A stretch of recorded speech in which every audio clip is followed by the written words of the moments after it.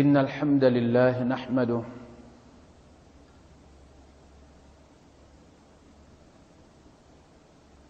ونستعينه ونستغفره ونؤمن به ونتوكل عليه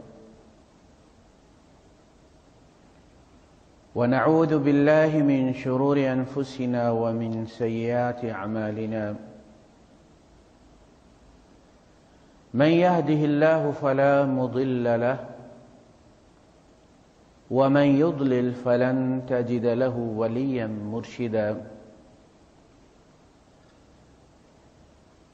وأشهد أن لا إله إلا الله وحده لا شريك له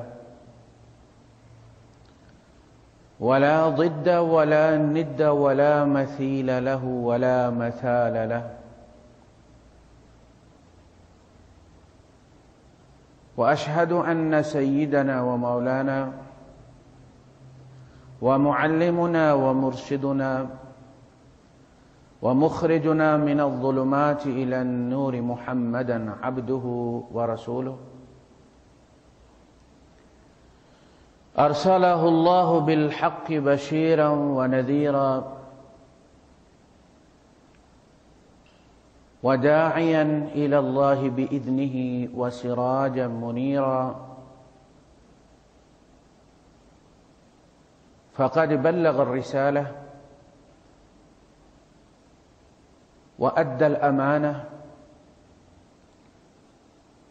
ونصح الأمة وكشف الغمة فترك أمته على المحجة البيضاء ليلها كنهارها لا يزيغ عنها إلا هالك اللهم صل وسلم وبارك عليه وعلى آله وأصحابه وذرياته وأهل بيته أجمعين أما بعد فأعوذ بالله السميع العليم من الشيطان الرجيم بسم الله الرحمن الرحيم إن الله لا يغفر أن يشرك به ويغفر ما دون ذلك لمن يشاء ومن يشرك بالله فقد ضل ضلالا بعيدا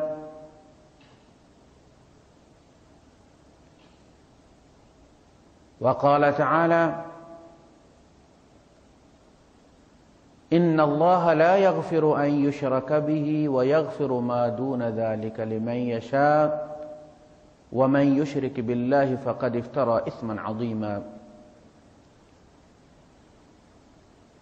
صدق الله العظيم رب اشرح لي صدري ويسر لي أمري واحلل عقدة من لساني يفقه قولي آمين یا رب العالمین۔ ہمارا موضوع جو گزشتہ جمعے سے چل رہا ہے وہ نواقض الایمان پر ہے، مفسدات الایمان۔ جس طرح وضو کو فاسد کر دینے والے کچھ عوامل ہیں، روزہ کچھ چیزوں سے فاسد ہو جاتا ہے، حج فاسد ہو جاتا ہے، اسی طرح کچھ کام ایسے ہیں کہ جن کے کرنے سے یا جن کے صدور سے انسان کا ایمان فاسد ہو جاتا ہے اور اپنی وہ شرائط کھو دیتا ہے جن شرائط کے ساتھ اللہ پاک اس ایمان کو قبول فرماتے ہیں۔ ان میں سب سے پہلی اور سب سے اہم جو چیز ہے وہ شرک ہے، اور اللہ کریم نے سورہ النساء میں 2 جگہ پہ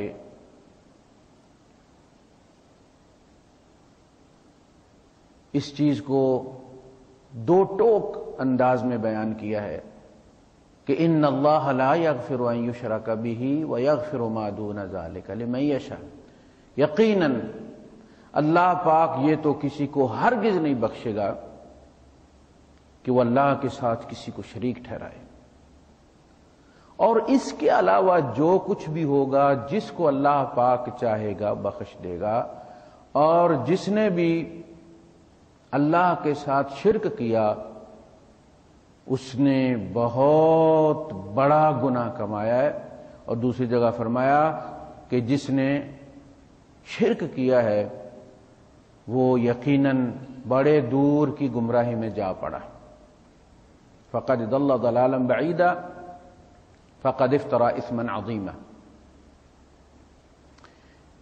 شرک پہ گزشتہ جمعے میں ہماری بات ہو چکی ہے، اس میں عرض کیا گیا تھا کہ شرک فی ذات تو ہم نہیں کرتے،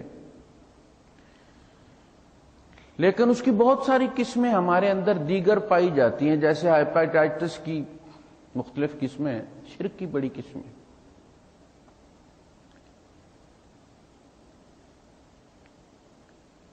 اس میں ایک تو ذبیحہ ہے،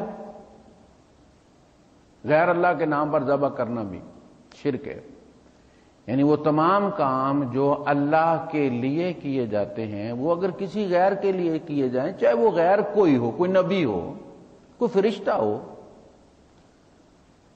وہ غیر اللہ ہی ہے۔ عورت اگر اپنے وہ حقوق جو اس کے شوہر کے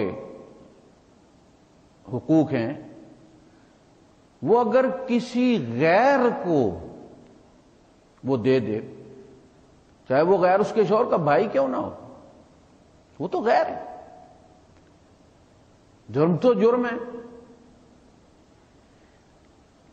ان تمام عبادات میں جیسے نظر نیاز ہے، یہ اللہ کا حق ہے، ذبیحہ ہے، اللہ کے نام پر ذبح کرنا چاہیے، اس کی قسمیں جو بیان کی گئی ہیں ایک ہی آیت میں، تو حرمت علیکم المیتۃ والدم، مردار، مردہ جانور، خون، ولحم الخنزیر، خنزیر کا گوشت، وما اہل بہ لغیر اللہ، اور جو غیر اللہ کے نام پر مشہور ہو جائے۔ یہ لفظ ہلال سے بنا ہے، ہلال چاند کے اس طلوع ہونے کو کہتے ہیں کہ جس سے مہینہ شروع ہوتا ہے۔ پہلے دن کا جو چاند ہوتا ہے اس کو ہلال کہتے ہیں، اس لیے کہ اس سے مہینہ مشہور ہوتا ہے، پھر اس کا نام بدلی ہو جاتا ہے، پھر 14ویں کا چاند ہوتا ہے تو وہ بدر ہو جاتا ہے۔ تو جو کسی غیر اللہ کے نام پر مشہور ہو جائے، وہ 11ویں والے کا ہے، 12ویں والے کا ہے، 13ویں والے کا ہے، بابا شادی شہید کا ہے، زندہ پیر کا ہے، شاہ جمال کا ہے، شاہ کو کسی کا بھی ہے، کسی کے نام پر بھی مشہور ہو جائے، بے شک وہ اللہ کے نام پر ذبح کیا جائے، بسم اللہ اللہ اکبر پڑھ کے ذبح کیا جائے، پورا قرآن حکیم پڑھ کے ذبح کیا جائے، صرف غیر اللہ کے نام سے مشہور ہو جانے کے بعد وہ حرام ہو جاتا ہے۔ اسی طرح جس طرح اس سے ایک لفظ پہلے خنزیر کا گوشت، پھر وما ذبح علی النصب، جس کو کسی استحان پر لے جا کر ذبح کیا جائے، جسے آپ آستانہ کہتے ہیں، یہ اصل میں ہندی کا لفظ ہے استحا،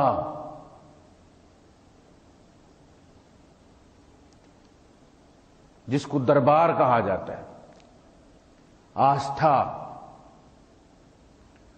اس سے بنا استحان۔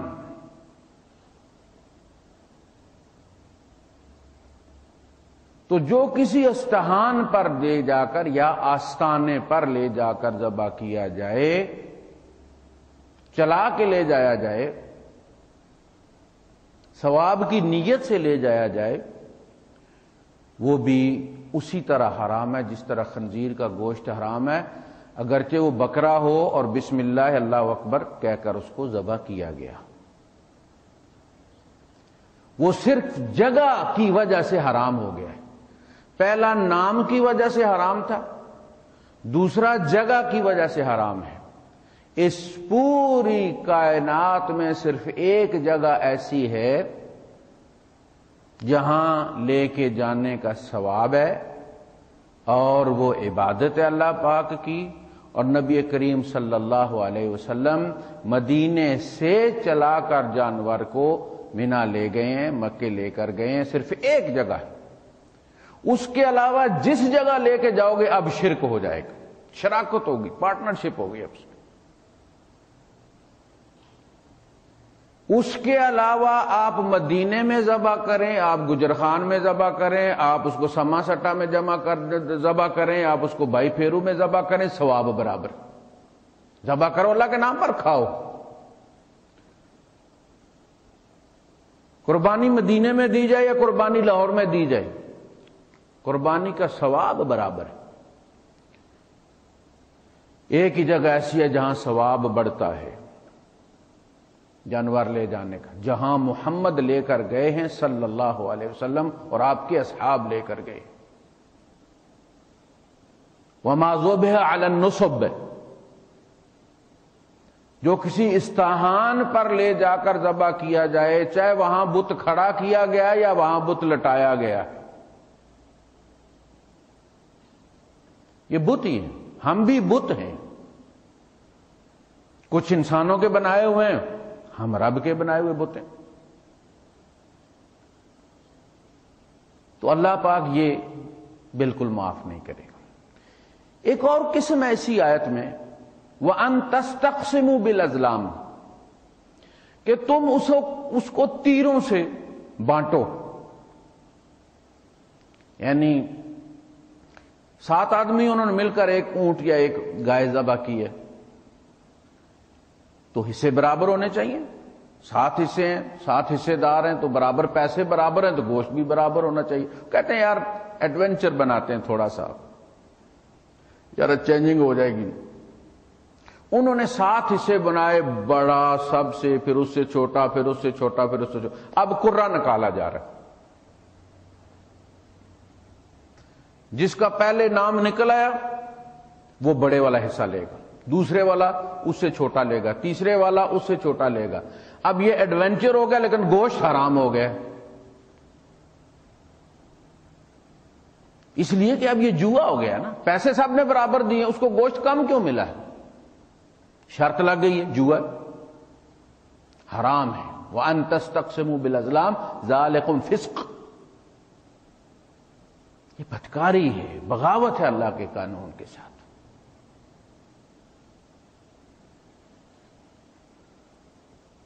اس کے بعد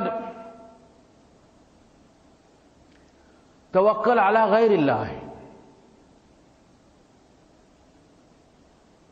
کسی غیر پر توکل کرنا، اسباب پر توکل کرنا۔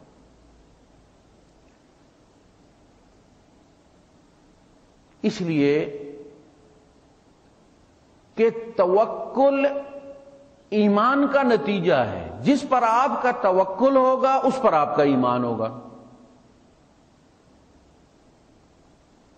یہ لازم و ملزوم ہے، جیسے سورج جب آتا ہے تو دن ہوتا ہے، یہ ممکن نہیں کہ سورج بھی ہو اور رات بھی ہو، سورج اور دن لازم و ملزوم ہے۔ جب کوئی بندہ کہتا ہے دن ہے تو اس کا مطلب ہے وہ یہ کہہ رہا ہے کہ سورج موجود ہے، اور جب کوئی بندہ یہ کہتا ہے کہ سورج چڑھا ہوا ہے تو اس کا مطلب یہ ہے کہ دن موجود ہے۔ یہ ممکن نہیں کہ سورج تو چڑھا ہوا ہے لیکن رات ہے جی۔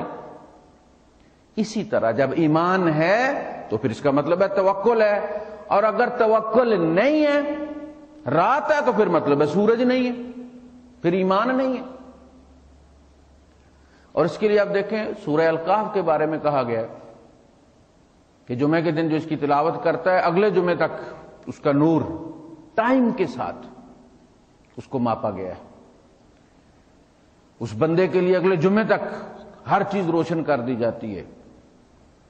اور دجال سے مقابلے کے لیے کہا گیا کہ جو یہ سورت پڑھتا رہے، اگر اس کا سامنا دجال سے ہو گیا تو وہ بچ جائے گا، اس سے اللہ پاک بچا لے گا اس کو، اس لیے کہ دجال کے ہاتھ میں اسباب ہوں گے، وہ اسباب کے زور پر دعوے خدائی کرے گا، اور جن کا توکل اسباب پر ہوگا وہ اس کے ہاتھ میں اسباب کو دیکھ کر اس کو خدا مان لیں گے۔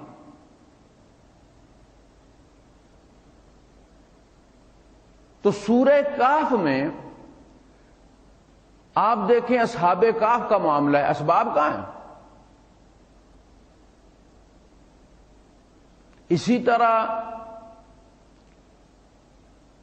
وَاضْرِبْ لَهُمْ مَثَلَ الرَّجُلَيْنِ جَعَلْنَا لِأَحَدِهِمَا جَنَّتَيْنِ مِنْ أَعْنَابٍ وَحَفَفْنَاهُمَا بِنَخْلٍ وَجَعَلْنَا بَيْنَهُمَا زَرْعًا كِلْتَا الْجَنَّتَيْنِ آتَتْ أُكُلَهَا وَلَمْ تَظْلِمْ مِنْهُ شَيْئًا وَفَجَّرْنَا خِلَالَهُمَا نَهرًا وَكَانَ لَهُ ثَمَرٌ فَقَالَ لِصَاحِبِهِ وَهُوَ يُحَاوِرُهُ أَنَا أَكْثَرُ مِنْكَ مَالًا وَأَعَزُّ نَفَرًا وَدَخَلَ جَنَّتَهُ وَهُوَ ظَالِمٌ لِنَفْسِهِ قَالَ مَا أَظُنُّ أَن تَبِيدَ هَٰذِهِ أَبَدًا۔ باغ ہے، باہر باڑ لگی ہوئی ہے کھجوروں کی، اندر انگوروں کے باغ ہیں، اریگیشن کا پورا سسٹم موجود ہے، نہر چل رہی ہے، اسباب پورے دیکھ کے اس کے منہ سے اس موج میں، اس کیفیت میں ایک جملہ نکل گیا کہ یہ کبھی بھی تباہ نہیں ہوگا۔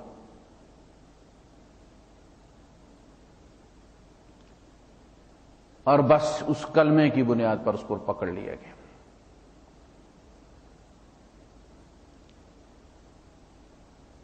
اور اسی میں آپ کو وہ بھی ملے گا کہ یہود نے سوال دے کر بندے کو بھیجا کہ اگر وہ رسول ہے تو اس کا جواب دیں گے، اور اللہ کے رسول صلی اللہ علیہ وسلم نے فرمایا میں کل اس کا جواب دے دوں گا، اور پھر وہ کل بھی گئی اور اگلی کل بھی گئی اور اس سے اگلی کل بھی گئی اور 15 دن گزر گئے، اور وہ لوگ روز آ رہے ہیں کہ جواب دیجئے، آپ نے کہا تھا کل جواب دیں گے، اور وہی رکی ہوئی ہے۔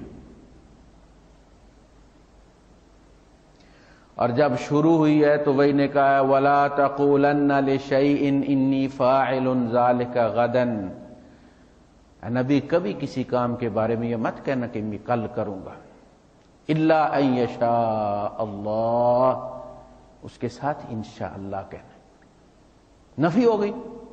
یہ بھی سورہ کہف ہے، اِلَّا أَن يَشَاءَ اللَّهُ، گرفت ہو گئی۔ اللہ پاک نے اس کو محنت کرنے دی، پانی بھی دیا اس نے، درخت بھی جوان ہو گئے، پھل بھی لگ گیا، پھل پک بھی گیا، اور جب اس کی امیدیں وابستہ ہو گئیں، کلائمیکس پہ پہنچ گئیں، آج یا کل بس میں کاٹ لوں گا، کوئی ایسی بیماری پڑی اسے، کوئی ایسی ہوا آئی ہے کہ پورے کا پورا پھل اس کا خراب ہو گیا۔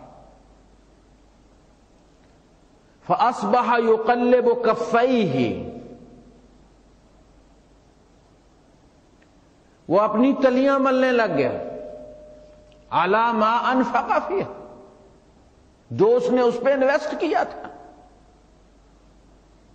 ٹائم اور پیسہ اور کھاد اور پتہ نہیں کیا کیا ڈالا ہوا تھا، بیج،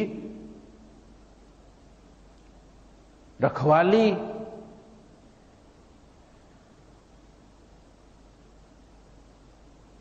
وَهِيَ خَاوِيَةٌ عَلَى عُرُوشِهَا، وہ پوری بیلیں جو ہے وہ اپنی چھتوں پر مری پڑی تھی، جل گئی۔ وَيَقُولُ يَا لَيْتَنِي لَمْ أُشْرِكْ بِرَبِّي أَحَدًا،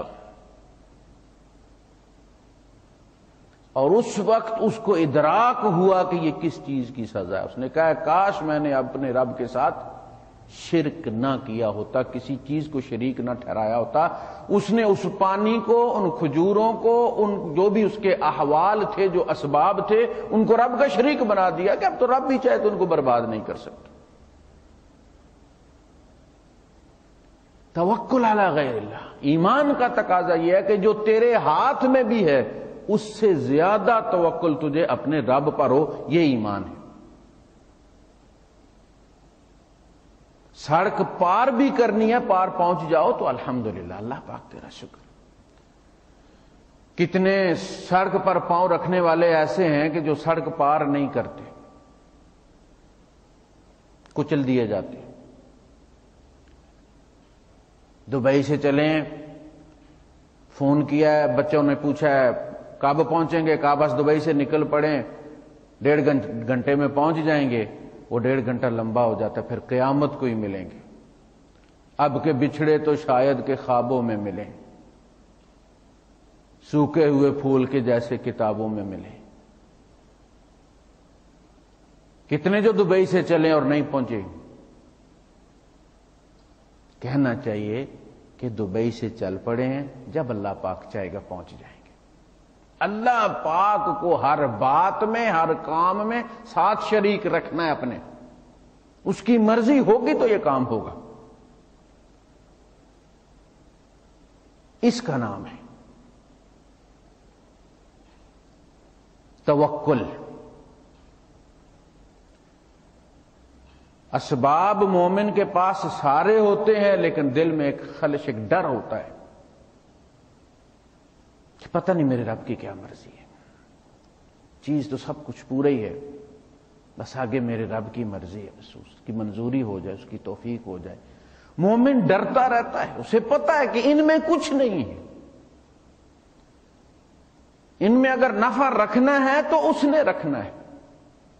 جیلیں بری ہیں ان لوگوں سے جنہوں نے نفع کی امید سے شروع کیا تھا اور جیل پہنچ گئے، قرضوں میں ڈوب گئے۔ نفع اسباب میں نہیں ہے، نفع اللہ کے حکم میں ہے۔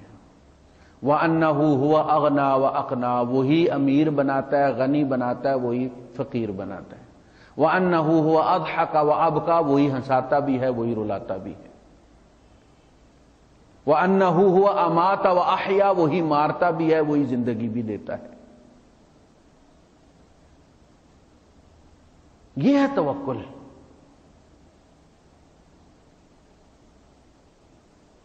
کہ سب کچھ ہونے کے باوجود بھی، اب دیکھیں ہم جو قنوت پڑھتے ہیں، اللہم انا نستعینک ونستہدیک، اللہ پاک ہم تجھ سے استعانت چاہتے ہیں اور ہدایت چاہتے ہیں۔ وہ جو ہم نے عہد کیا ہے نا سورہ فاتحہ میں، ایاک نعبد، ہم تیری ہی بندگی کرتے ہیں اور کریں گے، وَإِيَّاكَ نَسْتَعِينُ، تجھی سے مدد چاہتے ہیں اور تجھی سے مدد چاہیں گے۔ اور وہ مدد کیا ہے؟ اهْدِنَا الصِّرَاطَ الْمُسْتَقِيمَ، ہمیں سیدھا رستہ دکھا دے، ہمیں سیدھے رستے پہ چلا دے۔ وَنَسْتَهْدِيكَ، اللہم انا نستعینک ونستہدیک ونستغفرک ونتوب الیک، اللہ پاک ہم تجھ سے معافی بھی مانگتے ہیں، تیری مغفرت طلب کرتے ہیں۔ مغفرت، مغفر کہتے ہیں خود کو، ہیلمٹ، وہ جو جنگ میں سر پہ پہنا جاتا ہے ہیلمٹ، اس کو مغفر کہتے ہیں۔ مغفرہ کا مطلب یہ ہے کہ ایسی بخشش ہو جائے کہ مٹی پڑ جائے اس کے اوپر، پردہ پڑ جائے اس کے اوپر، نہ میں فرشتوں کے سامنے رسوا ہوں، نہ میں ماں باپ کے سامنے قیامت کے دن رسوا ہوں، نہ میں اپنے دوست و اقارب کے درمیان قیامت کے دن رسوا ہوں۔ بس تو ایسا معاف کر کے پردہ ڈال، جیسے ہوا ہی کچھ، فائل ڈیلیٹ ہو جائے۔ وَأَتُوبُ إِلَيْكَ، معافی مانگنے کے ساتھ میں جس حلقے سے نکل گیا تھا، تیرے فرمانبرداروں سے تیرے نافرمانوں کی صف میں چلا گیا تھا، میں پلٹ کے آ رہا ہوں، تیرے فرمانبرداروں میں شامل ہو رہا ہوں۔ یہ نہیں کہ کھڑا تو باغیوں میں ہوں لیکن استغفار کی تسبیح بھی پوری کر رہا ہوں صبح و شام، اور سمجھتا ہوں کہ میں استغفار کرتا ہوں 100 دفعہ صبح 100 دفعہ شام۔ یہ استغفار نہیں، یہ مذاق ہے،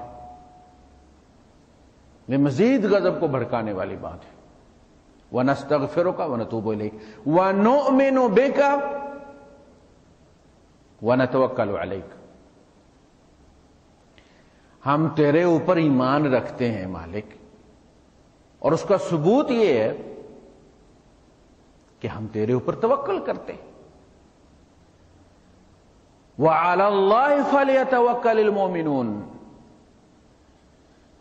اور چاہیے کہ اللہ ہی پر توکل کرے مومن۔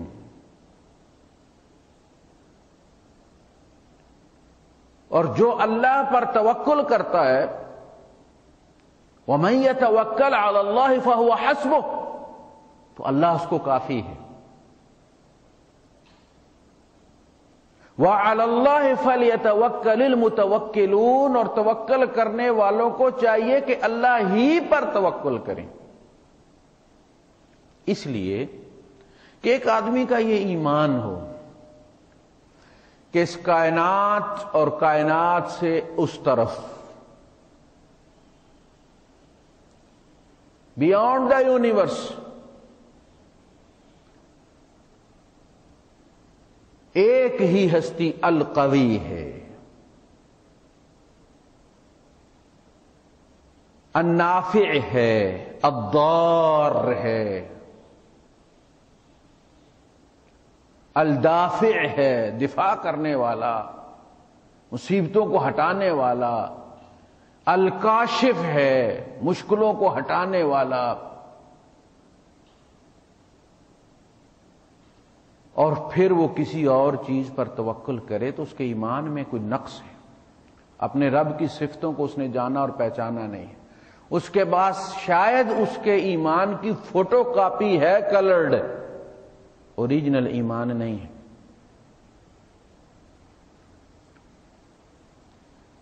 توکل علی اللہ۔ اللہ پاک نے قرآن حکیم میں دو جگہ خاص طور پر اللہ نے اپنے رسول کو، جناب رسالت مآب صلی اللہ علیہ وسلم کو خطاب کر کے کہا ہے، وَإِن يَمْسَسْكَ اللَّهُ بِضُرٍّ فَلَا كَاشِفَ لَهُ إِلَّا هُوَ۔ اے نبی، اگر آپ کو بھی اللہ پاک کسی مصیبت میں مبتلا کر دے تو اس کو کوئی نہیں ہٹا سکتا سوائے اس کے۔ وَإِن يَمْسَسْكَ بِخَيْرٍ فَهُوَ عَلَى كُلِّ شَيْءٍ قَدِيرٌ، اور اگر وہ آپ کو خیر میں مبتلا کر دے، خیر عطا کر دے، تو وہ ہر چیز پر قدرت رکھتا ہے۔ دوسری آیت میں فرمایا وَإِن يُرِدْكَ بِخَيْرٍ فَلَا رَادَّ لِفَضْلِهِ، اور اگر وہ آپ کے لیے خیر کا ارادہ کر لے تو فلا راد، پھر کوئی رد کرنے والا مائی کا لال نہیں پیدا ہوا جو اس نفع کو رد کر دے، ہٹا دے، پھیر دے۔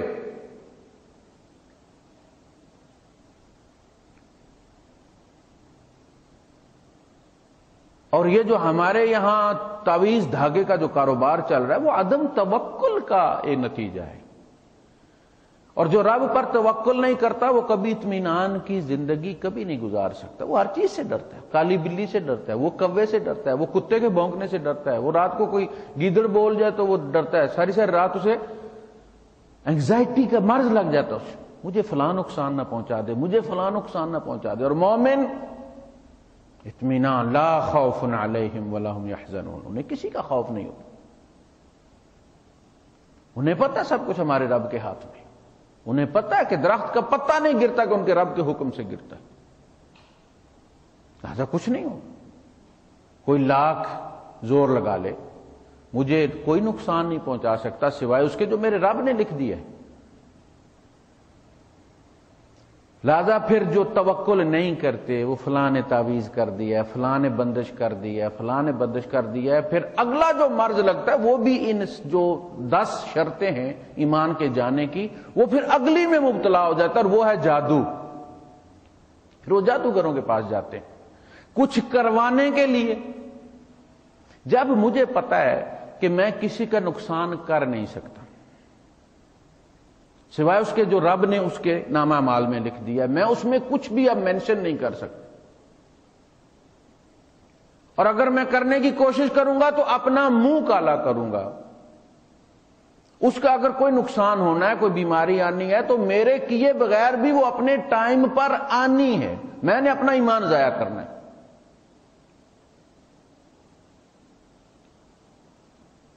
اور ٹیکنیکل بات بتاتا ہوں آپ کو، کہ ہم جب گواہی دیتے ہیں نبی کریم صلی اللہ علیہ وسلم کی رسالت کی تو اس کے ساتھ ہم ایک چیز مینشن کرتے ہیں، وَأَشْهَدُ أَنَّ مُحَمَّدًا عَبْدُهُ وَرَسُولُهُ، اور میں اس چیز کی گواہی دیتا ہوں کہ محمد اللہ کے عبد ہیں اور اس کے رسول ہیں۔ یہ دو سٹیٹمنٹس جو کمبائنڈ ہیں، ان میں سے ایک بھی غلط ہو جائے، ایک بھی اگر میں جھوٹی دے رہا ہوں تو دوسری بھی رد ہے۔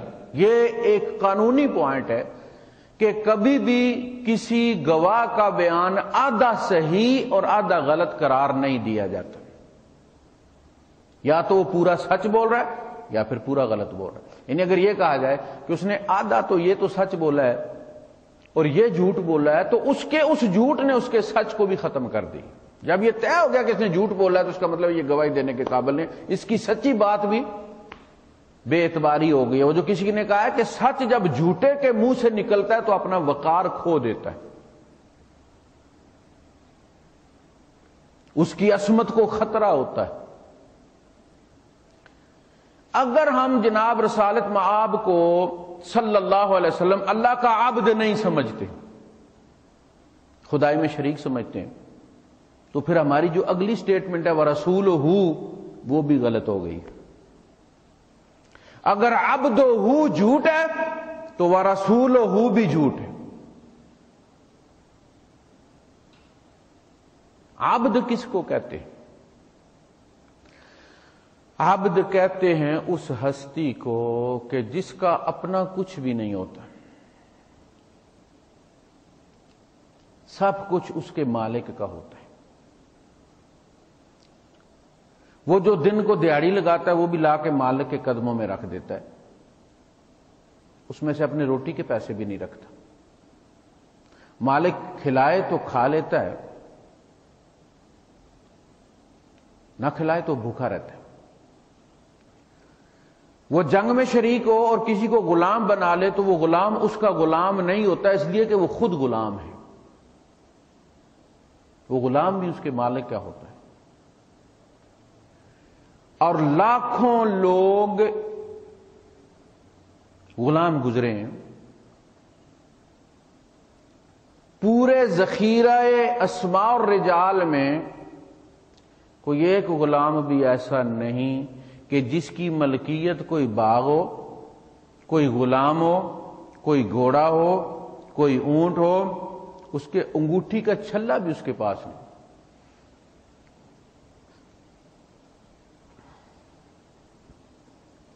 30,000 غلام عبد الرحمن بن عوف رضی اللہ تعالیٰ عنہ نے عشرہ مبشرہ میں سے آزاد کیے، کسی کے پاس کچھ نہیں تھا۔ 6,000 ام المومنین اما صدیقہ رضی اللہ تعالی عنہا وعن ابیہا، انہوں نے آزاد کروایا، کسی کے پاس کچھ نہیں تھا۔ عبد کی تو اپنی مرضی بھی نہیں ہوتی۔ قل ان صلاتی ونسکی ومحیای ومماتی للہ رب العالمین، اے نبی ان کو بتاؤ کہ میری نماز، میرے مناسک، میرا جینا، میرا مرنا، میرا سب کچھ اللہ کا ہے۔ نبی کی وراثت تقسیم نہیں ہوئی۔ سبحان الذی اسری بعبدہ، میں اللہ کا عبد ہوں۔ حسن بصری رحمۃ اللہ علیہ نے غلام خریدا، پوچھا نام کیا ہے؟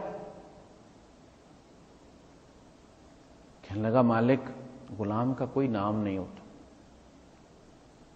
جس نام سے اس کو آقا بلائے، جو نام آپ کو پسند ہے آپ میرا رکھنا چاہتے ہیں رکھ لیں، مجھے بیچیں گے نیا، مالک میرا نیا نام رکھنا چاہے گا نیا رکھ لے گا۔ غلام کا کوئی نام نہیں ہوتا، آقا جس نام سے بلا دے وہی اس کا نام ہوتا۔ پوچھا کس علاقے سے آئے ہو، وہاں لباس کیسا پہنتے ہیں؟ کہنے لگا مالک کوئی پسند نہیں، غلام کی کوئی پسند نہیں، جو مالک پہنا دیتے ہیں وہ پہن لیتے ہیں۔ کھاتے کیا ہو؟ ظاہر ہے کسی علاقے سے غلام ہو کے آیا ہے، مصر سے یا شام سے، وہاں والے اور کھاتے ہیں، عربستان والے کچھ اور کھاتے تھے۔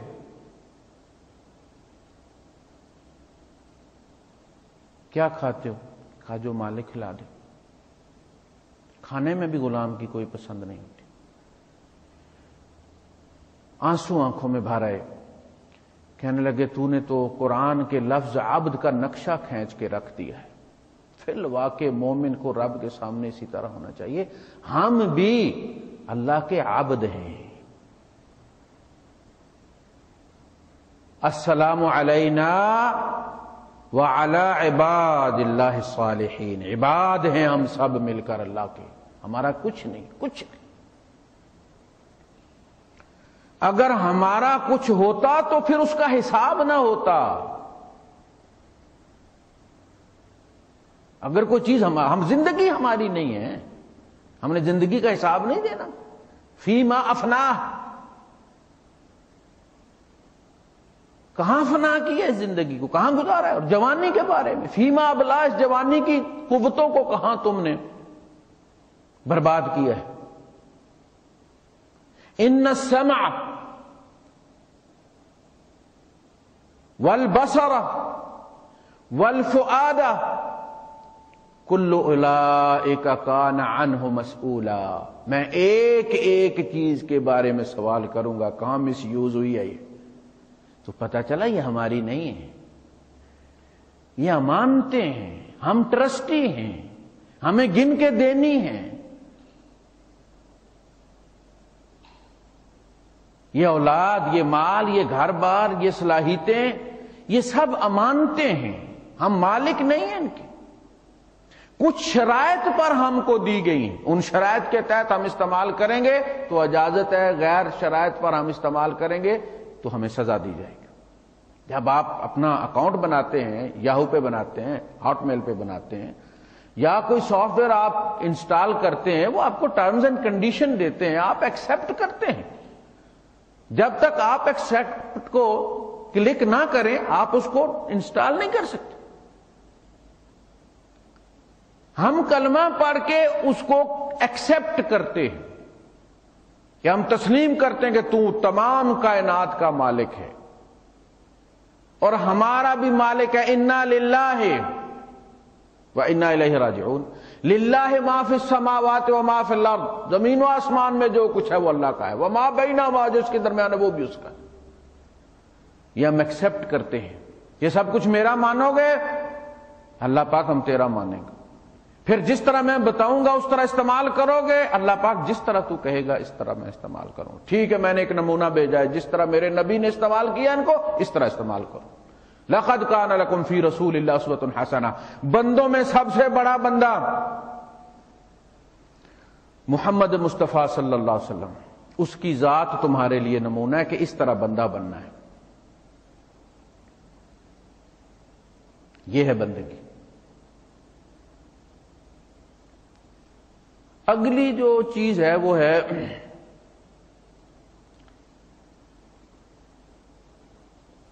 کہ درمیان میں کچھ واسطے کھڑے کر لیے جائیں، وسائط و شفعاء، یدعوہم، ان سے دعائیں کی جائیں۔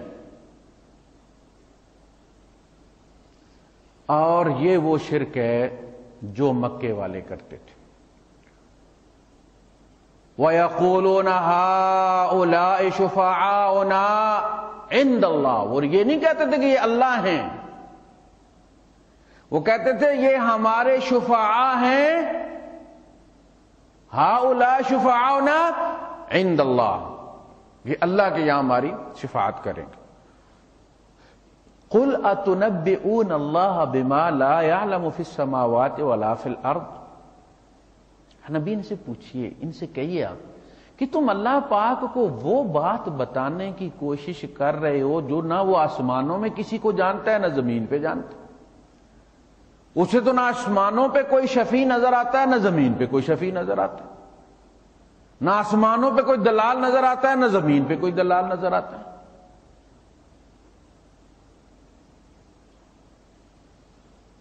الا للہ الدین الخالص، یاد رکھو اللہ پاک صرف اور صرف خالص دین چاہتا ہے، اس کا مطالبہ ہے۔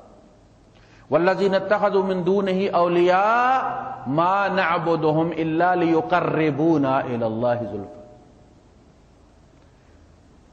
کسی سے دعا کروانا کہ آپ دعا کریں اللہ پاک ہماری مغفرت کر دے، یہ تو ایک دوسرے کو بھی کہنا چاہیے۔ نبی کریم صلی اللہ علیہ وسلم نے بھی عمر فاروق رضی اللہ عنہ جب حج پہ گئے ہیں تو آپ نے فرمایا لا تنسانا فی دعائک یا اخانا، ہمارے بھائی ہمیں اپنی دعا میں مت بولنا، اس میں کوئی قباحت نہیں ہے۔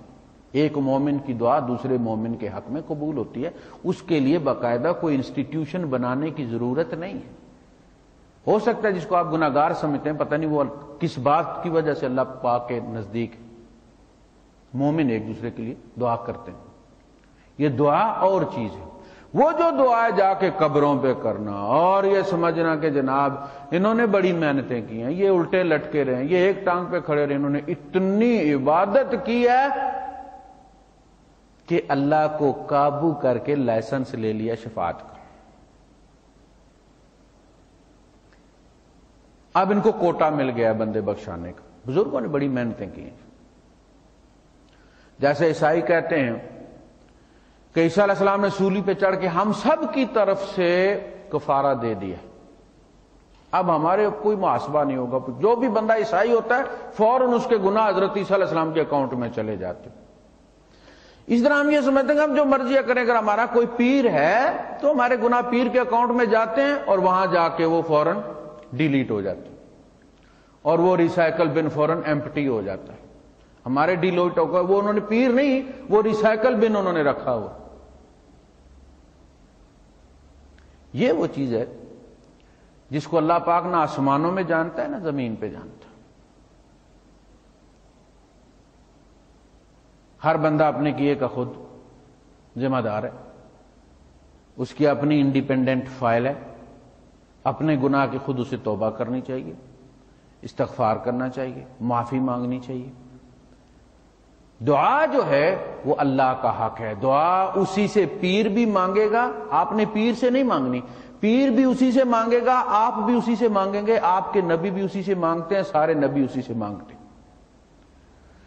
یدعوننا، سورہ انبیاء میں ذکر کیا ہے اللہ پاک نے تمام انبیاء کی مشکلوں کا،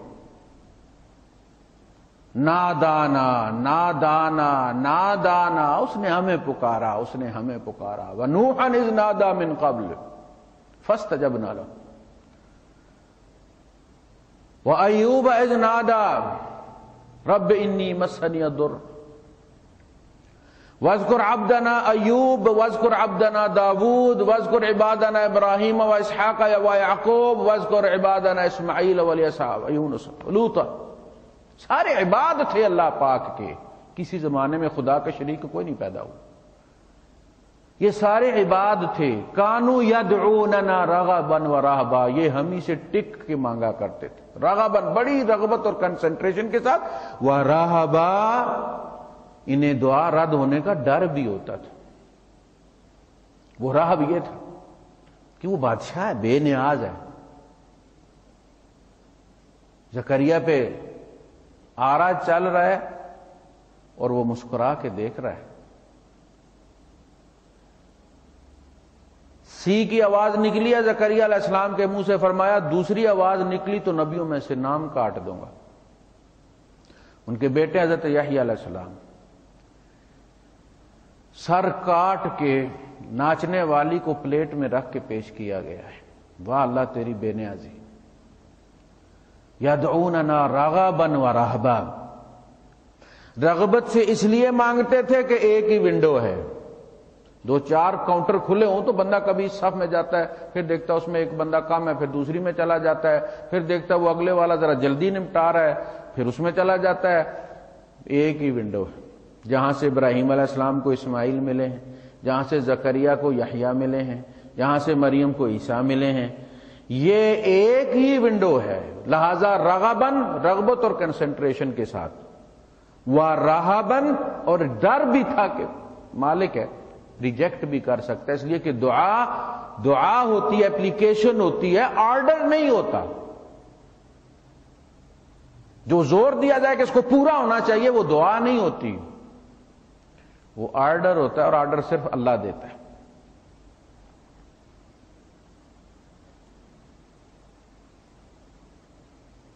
اس کے بعد ایک سوال بھی آیا تھا، گزشتہ جمعے میں ایک ساتھی نے کیا تھا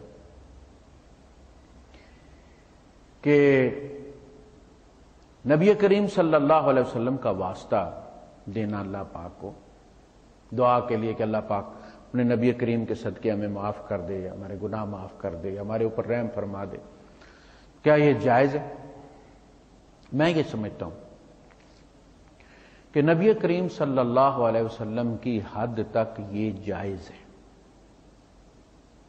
اور کسی کے لیے نہیں، ابو بکر صدیق رضی اللہ تعالیٰ عنہ کے لیے بھی نہیں۔ اس کی وجہ یہ ہے کہ نبی کریم صلی اللہ علیہ وسلم ہمارے ایمان کا بھی جز ہیں، اس کے بغیر ہمارا ایمان مکمل نہیں، ہماری اذان کا بھی جز ہیں، ہماری نماز کا بھی جز ہیں، ان کا معاملہ الگ ہے۔ دیکھیے، ایمان بالرسالت عمل ہے، اور اپنے عمل کا واسطہ بخاری اور مسلم سے ثابت ہے۔ وہ جو 3 آدمی قید ہو گئے تھے، غار میں گھسے تھے اور بارش تھی اور پتھر گر کے غار کا منہ بند ہو گیا تھا، اور ان تینوں نے اللہ پاک کو واسطہ دیا تھا اپنے 3 عملوں کا۔ ایک نے کہا تھا کہ وہ ماں نے پانی مانگا، میں پانی لے کے آیا تو ماں پھر سو گئی تو میں ساری رات پانی لے کے اس کے سرہانے کھڑا رہا، تو اللہ پاک اگر میں نے تیری رضا کے لیے کیا ہے تو مہربانی فرما، اس عمل کے صدقے پتھر ہٹا دے۔ پتھر تھوڑا ہٹ گیا، پھر دوسرے نے کہا کہ اس طرح بدکاری پر میں قادر تھا اپنی چچا زاد بہن کے ساتھ، لیکن اے اللہ پاک تیرے ڈر سے میں نے وہ بدکاری چھوڑ دی، تو اگر میں نے خالص تیرے لیے کیا تھا تو اللہ پاک تو اس کو قبول فرما اور پتھر ہٹا دے۔ اور تیسرے نے تیسرے عمل کا واسطہ دیا۔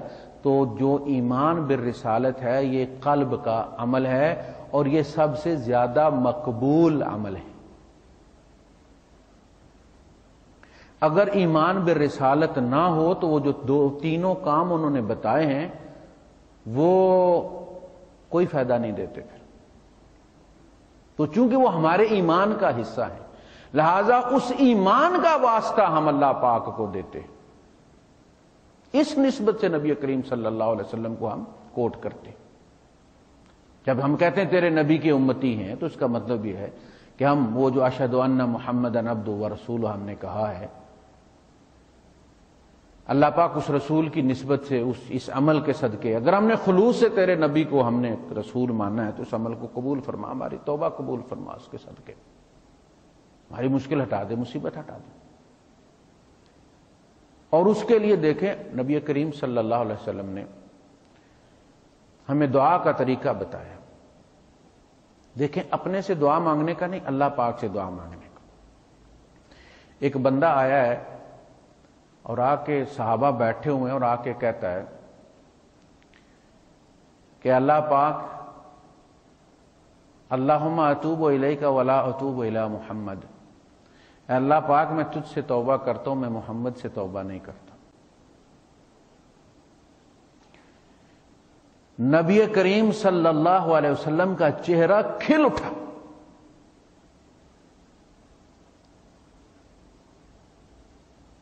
خوش ہو گئے، فرمایا عرف الحق لأہلہ، لوگوں دیکھو اس نے پہچان لیا ہے کہ حقدار کون ہے توبہ کا، میں بھی اسی سے توبہ کرتا ہوں جس سے یہ توبہ کرتا ہے۔ توبہ کا حقدار کون ہے؟ اللہ، انہ هو التواب الرحیم، تواب اللہ کا نام ہے، اس کے علاوہ کسی کا نام نہیں۔ دعا سکھائی ہے، ایک بندے کو دیکھا جلدی جلدی دعا کرتے تو آپ نے اسے بلایا اور بلا کے سمجھایا، دیکھو جس طرح تم مانگتے ہو نا اس طرح نہیں مانگتے، دعا کے کچھ ادب آداب ہوتے ہیں. اللہ پاک بڑی عزت والی ہستی ہے، وہ بادشاہ ہے، وہ مالک الملک ہے. اس طرح نہیں مانگتے. تم جب دعا مانگو تو پہلے اللہ کی تعریف کرو، پھر میرے اوپر درود بھیجو، پھر اپنا مسئلہ رکھو، پھر اللہ پاک کی تعریف کرو، پھر میرے اوپر درود بھیجو اور دعا کو ختم کر دو. آپ نے فرمایا کہ اللہ پاک سے یہ بعید ہے، وہ جتنے وسعت والا ہے، رحمت والا ہے، اس سے یہ توقع مت رکھو کہ وہ دونوں سرے قبول کر لے گا، اپنی تعریف بھی اور میرے اوپر درود بھی، اور درمیان میں تمہارا مسئلہ چھوڑ دے گا. وہ پوری دعا قبول کر لے گا. آپ صلی اللہ علیہ وسلم ارشاد فرماتے ہیں کہ اللہ پاک گناہگار سے گناہگار شخص کی، یعنی سب سے جو بڑا گناہگار ہے، ہر دعا رد کر سکتا ہے. بادشاہ ہے، سوائے مجھ پر درود کی. وہ تو گناہگار سے گناہگار شخص بھی پڑھے تو اللہ پاک فوراً متوجہ ہو جاتا ہے. یعنی نبی کریم صلی اللہ علیہ وسلم یہ بات بتا رہے ہیں کہ دیکھو، اگر تم یہ سمجھتے ہو کہ ہر دروازہ بند ہے تو بھی در مصطفیٰ والا جو ہے وہ کھلا ہے. وہ شاعر کہتا ہے، عاصی ہوں میں بخش دینے کو اس نے کہا تو ہے، جنت مجھے ملے نہ ملے آسرا تو ہے. جنت تو ہاتھ سے گئی مانا نہ مل سکی، پھر بھی نگاہ شوق در مصطفیٰ تو ہے. وہ مصطفیٰ والا دروازہ تو کھلا ہے. درود پڑھو گے پروردگار دیکھے گا، اور نبی کریم صلی اللہ علیہ وسلم فرماتے ہیں کہ جس کی طرف اللہ پاک نے دیکھ لیا اسے عذاب نہیں دے گا. اس لیے کہ وہ دیکھنا جس منہ سے محمد کا نام نکلے صلی اللہ علیہ وسلم، اور اللہ پاک اس منہ کی طرف دیکھے تو جس پیار سے وہ دیکھے پھر عذاب نہیں دیتا. اسی لیے کافروں کے بارے میں قرآن فرمایا وَلَا يَنظُرُ إِلَيْهِمْ، اللہ پاک ان کی طرف نہیں دیکھے گا. اس کا مطلب یہ ہے کہ انہیں نہیں بخشے گا. اب قرآن حکیم میں جگہ جگہ یہ پڑھیں گے وَلَا يَنظُرُ إِلَيْهِمْ وَلَا يُزَكِّيهِمْ، نہ ان کی طرف دیکھے گا نہ ان کو صاف کرے گا. تو اس کا مطلب یہ ہے کہ اللہ پاک جس کی طرف دیکھے گا اس کی نظر اس کے گناہوں کو جلا کے راکھ کر دے گا. نبی کریم صلی اللہ علیہ وسلم کا جو معاملہ ہے اس کی مثال باقی کسی کے ساتھ بھی نہیں دی جا سکتی. آپ دیکھیں، آپ کے جب حجۃ الوداع پہ آپ تشریف لے گئے اور آپ نے سر منڈایا قربانی کے بعد، تو آپ نے اپنے بال صحابہ کا نام لے لے کر تقسیم کروائے کہ فلاں فلاں کو دے دو، فلاں فلاں کو دے دو، فلاں فلاں کو دے دو. اور صحابہ نے اور حضور کو پتا تھا یہ کیا کریں گے بالوں کے ساتھ. وہ دفنانے کے لیے تو نہیں دیے تھے، کھانے کے لیے بھی نہیں دیے تھے. نبی کریم صلی اللہ علیہ وسلم کو پتا تھا میرے بالوں کا یہ کیا کریں گے، اور وہ لوگ اس کو برکت کے لیے استعمال کرتے تھے. صحابہ جب فوت ہوتے تھے، جس کے پاس چند موئے مبارک ہوتے تھے، وہ اپنے بیٹوں کو کہتے تھے کہ اسے میری آنکھوں پہ کچھ بال میری آنکھوں پہ رکھ دینا، کچھ میرے منہ پہ رکھ دینا، تاکہ میں سوالوں کے جواب دے سکوں فرشتوں کے، کچھ میرے کانوں میں رکھ دینا. امیر معاویہ رضی اللہ تعالی عنہ نے اسی طرح کیا، اور بہت سارے صحابہ نے کیا. امام احمد ابن حنبل رحمۃ اللہ علیہ جو تعویذوں کے بڑے خلاف تھے، سب سے سخت امام ہے، تو جب فوت ہوئے اور انہیں غسل دینے لگے تو دیکھا تعویذ بندھا ہوا تھا ان کے بازو پہ. تو جو حاسدین تھے وہ کافی خوش ہوئے کہ لوگوں کو تو یہ درس دیتے رہے کہ تعویذ جو ہے وہ شرک ہے، تعویذ گنڈا شرک ہے، اور خود انہوں نے تعویذ باندھا ہوا ہے. تو جب وہ تعویذ کھولا گیا تو اس میں موئے مبارک تھے، وہی حجۃ الوداع والے بال تھے جو ان تک پہنچے تھے. اور انہوں نے بیٹے کو وصیت کی ہوئی تھی کہ جب مجھے دفن کرو گے تو یہ بال میرے منہ پہ رکھ دینا، میری آنکھوں پہ رکھ دینا. کوئی شرک نہیں اس میں. اس کو تبرک کا ذریعہ بنایا ہے، یہ میرے بدن کے ساتھ لگے رہیں گے مجھے عذاب نہیں ہوگا.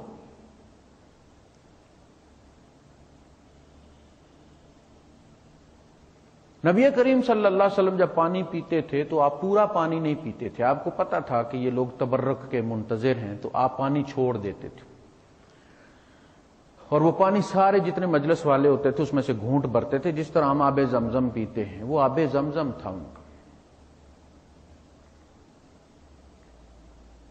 اور اندر سے ہمیں ام المومنین بھی آواز دیتی تھی کہ اپنی ماں کا حصہ نہیں بھولنا. اور یہ بھی نبی کریم صلی اللہ علیہ وسلم کی خصوصیت ہے کہ آپ کی ازواج آپ کی اتنی عزت کرتی تھیں، اتنا پیار کرتی تھیں، اتنا تقدس تھا، ورنہ کسی اور کا تقدس جو ہے وہ نہیں ہوتا. ڈاکٹر، انجینئر، مینیجر، ڈائریکٹر، مولوی، عالم، مفتی صاحب، یہ تقدس باہر کے لیے ہوتا ہے، گھر میں یہ تقدس نہیں ہوتا. اور یہ نبی کریم صلی اللہ علیہ وسلم کا ہی تبرک تھا کہ لعاب مبارک کنویں میں ڈالا ہے تو خالی کنواں جس میں تارے کی طرح نیچے کوئی پانی ٹمٹماتا تھا وہ بھر کے اتنا اوپر آ گیا ہے کہ ڈول کی ضرورت نہیں، ویسے ہی بھرا جا رہا ہے، پورے لشکر نے بھر لی. وہ لعاب مبارک نبی کریم صلی اللہ علیہ وسلم کا آٹے میں ملایا گیا ہے اور غزوہ خندق والے ساروں نے کھا لی ہے روٹی، وہ آٹا ختم نہیں ہوا. اور ہانڈی میں مکس کیا ہے تو ہانڈی ختم نہیں ہوئی. وہ صحابی جو کعب ابن اشرف کو قتل کرنے گئے تھے توہین رسالت میں، وہ وہاں سے گرے، اندھیرا تھا تو ٹانگ ٹوٹ گئی اور ہڈی باہر نکل آئی ان کی ٹانگ کی، اور میرے نبی کریم صلی اللہ علیہ وسلم نے وہ ہڈی برابر رکھ کے اپنا لعاب مبارک لگا کے ایسا سیل کیا ہے کہ جیسے کبھی زخم ہوا ہی نہیں. آنکھ لٹک کے تیر لگا ہے صحابی کو غزوہ احد میں، اور آنکھ لٹک گئی ہے باہر ان کی، اور میرے نبی کریم صلی اللہ علیہ وسلم نے پکڑ کے اس کو دونوں انگوٹھوں سے دبا کے اندر کیا ہے اور لعاب مبارک لگا دیا ہے. وہ آنکھ ایسی ٹھیک ہوئی ہے کہ دوسری آنکھ جو ہے وہ عمر کی وجہ سے بوڑھی ہو گئی، نظر آتا تھا بڑھاپا آنکھ میں، لیکن وہ آنکھ اسی ایج پہ ٹھہری رہی ہے جس ایج پہ اسے لعاب لگا ہے نبی کریم صلی اللہ علیہ وسلم کا. اس پہ ٹائم اینڈ سپیس نے اثر نہیں کیا. ام سلمہ کی جو بیٹی تھی، سلمہ جن کے نام پر ان کی کنیت تھی، جب ان کی شادی حضور سے تو یہ چھوٹی سی تھی، تو نبی کریم صلی اللہ علیہ وسلم غسل کر رہے تھے تو یہ بچی دوڑتی ہوئی آئی حضور کی طرف، تو حضور نے منہ میں پانی بھر کے کلی کیا اس بچی کے منہ پر. وہ بچی جوان ہو گئی ہے، شادی ہو گئی ہے، بوڑھی ہو گئی ہے، لیکن اس کے چہرے پہ ٹائم اینڈ سپیس نے اثر نہیں کیا، چہرہ اس کا اسی طرح جوان ہے.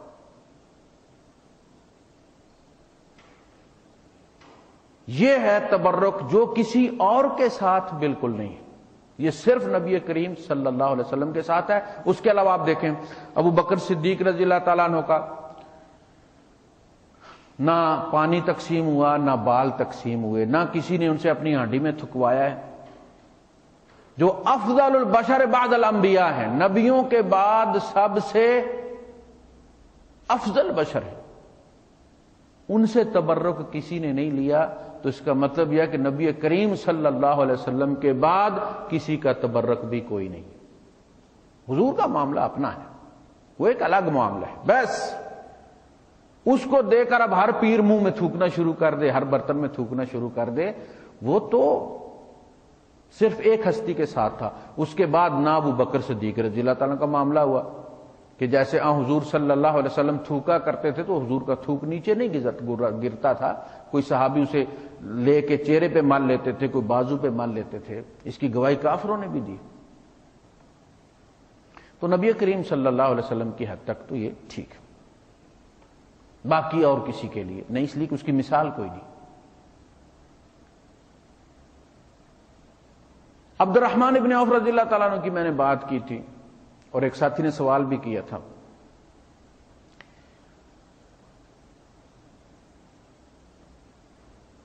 کہ شادی بارات لے کے جانا. تو عبد الرحمن ابن عوف رضی اللہ تعالیٰ عنہ نے شادی کی تو کسی کو بتایا نہیں. انہوں نے فجر کی نماز میں نبی کریم صلی اللہ علیہ وسلم نے ان پہ رنگ دیکھ کے تو سوالیہ نگاہوں سے ان کو دیکھا ہے. غور سے تو انہوں نے کہا کہ اللہ کے رسول میری شادی ہوئی ہے. کس سے کی ہے؟ فلاں سے کی ہے. کنواری سے کیوں نہیں کی؟ میری چھوٹی بچیاں تھیں نبی کریم صلی اللہ علیہ وسلم سے. انہوں نے جواب دیا میری بچیاں تھیں تو انہی کی عمر کی اگر میں لے آتا تو پھر شاید مناسب نہ ہوتا، تو میں ذرا بڑی عمر کی لے کے آیا. حضور نے فرمایا جو ہے وہ جو ولیمہ آپ نے کہا کہ ولیمہ کر دو. اتنی یعنی سادگی حضور نے صحابہ کو سکھائی ہے، اس کے لیے کوئی خاص طور پہ بسیں بھر کے اور یہ جو بھی کرتے ہیں ہم یہ، یعنی عبد الرحمن بن عوف رضی اللہ تعالیٰ نے پیسے کی وجہ سے نہیں کیا، بہت غنی آدمی تھے. تو یہ وہ چیزیں ہیں جو اسلام کی کہ اگر ہم اس کی خلاف ورزی کریں گے تو ایمان کھو دیں گے. باقی انشاءاللہ اگلے درس میں ہم مکمل کر لیں.